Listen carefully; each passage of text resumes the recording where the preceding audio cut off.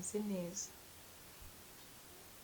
Oya ujya ugabanya ibikabye nawe ubu so bimeze gute? Yari gukumbuye cyane rwose. Gusa nyine ntabwo wahindutse.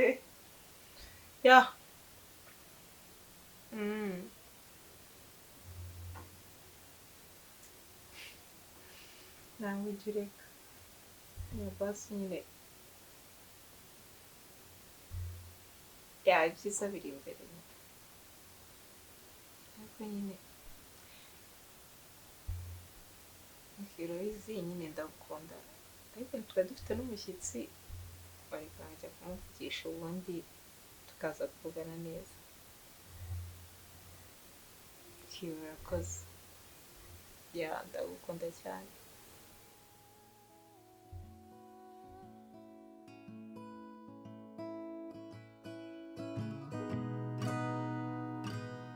Your truth is buried deep below.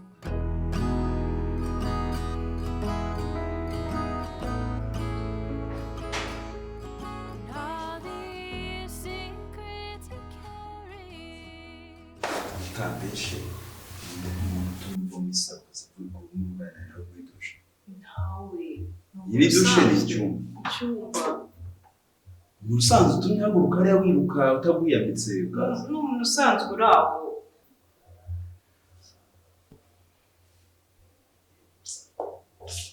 Bigenze gute? Ndarambiwe. Ntabwo ntushobora kubona wampaye umwanya. Byibuze okay ntabwo uri mu rukundo.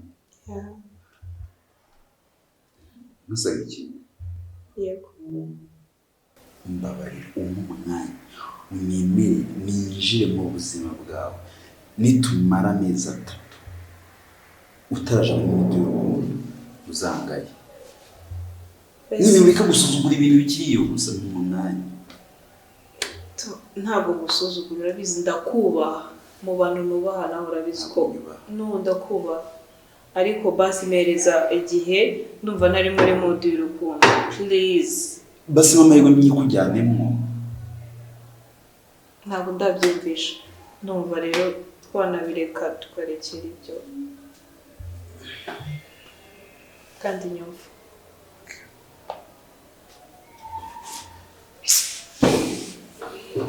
Vanessa wani.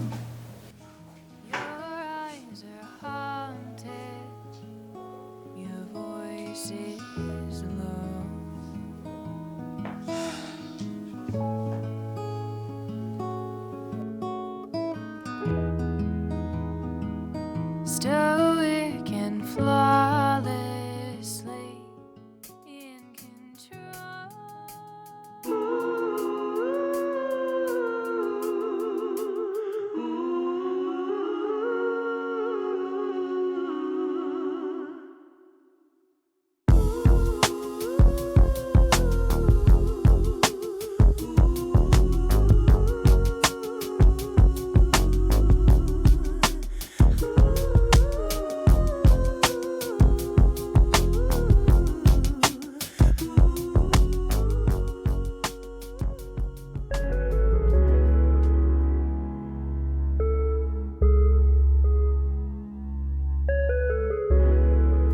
nanjye wenda usibye kukwirariraho nanjye naratunguye nyine kongera kukubona ungana gutyo nyine warakuze kuko urumva nagutekererezaga muri ya shusho ya kera y'abana bayida we byaranshimishije numvishe nezerewe kubona nyine ungana gutyo n'usozi ko abantu badakura nanjye navuga ngo naratunguye kukubona ungana gutyo nose wambara costume nuko urajya kuvuga ngo ntabwo nakambara costume gusa hagati aho ngaho ntabwo nakuyumvisha uburyo ki igihe cyose namaze turimo ducata yaba ari muri umuntu wawe twacataga ntabwo ibyo ndimo kubikura ngo byumvishe byumve byerewe nanjye byarandenze byarantunguye ku buryo ki nawe numvaga twarwana nyine ariko nyine ku rundi ruhande Imana ikora ibintu izi impamvu. ariko hagati aho ngaho biranashimishije kuko bitewe n'uburyo twavuganaga neza akakitinga nk'aho ari wowe bikanarangira nanjye nimvishe yuko ari wowe turimo kuvugana, ikigaragara ko yakuze yanze ubwenge uriya mwana. Ni umuhanga. Hanyuma se ubuzima bumeze gute? Bimeze nyine nakubwira ko ibintu bimeze neza, ndishimye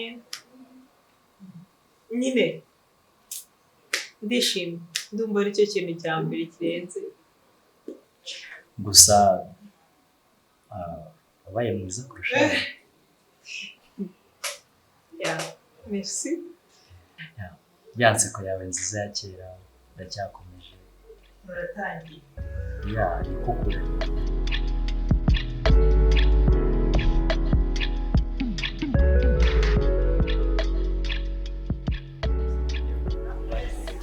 Ishimye nyine twongeye guhura.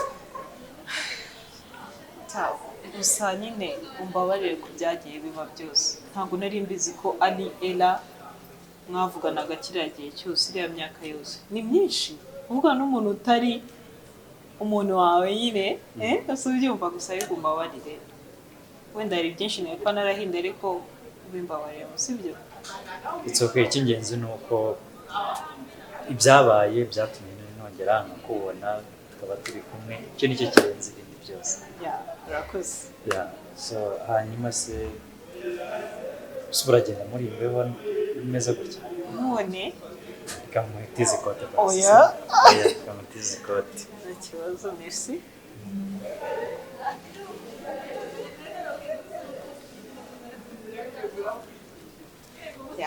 Nzaza kuritwara cyangwa uzarizana? Nzarizana. Urabyumva pe? It's okay. Tugende. Ntuzi ko udashaka kundekora. Ndumva ntashaka kukurekura, twaguma nyine turi kumwe, ariko nyine ibihe ni bibi ntakundi. Ariko ntaribagirwa, nashaka kuzaza kudusura muri weekend. Ntabwo bikunze se? Kubasura se? Ndashaka kuzaza ugahura na Frank. What? Frank aracyameze ko akunda? Muracyari inshuti nka mbere? Cyane, umve ngo cyane. Frank ndamukumbuye. Nkumbuye ko tuzongera gukina biye kuri danje. So, okay, niba Frank azaba hari ngiye kubipanga ndebe ukuntu neza. Okay, mbaye nshimiye. Thank you. Okay, noneho reka ngiye kubanza nsoza utuntu muri office, hanyuma nawe nyine kugira ngo rugo tudakomeza gukina. Nta kibazo. Thank you. Bye. Yeah.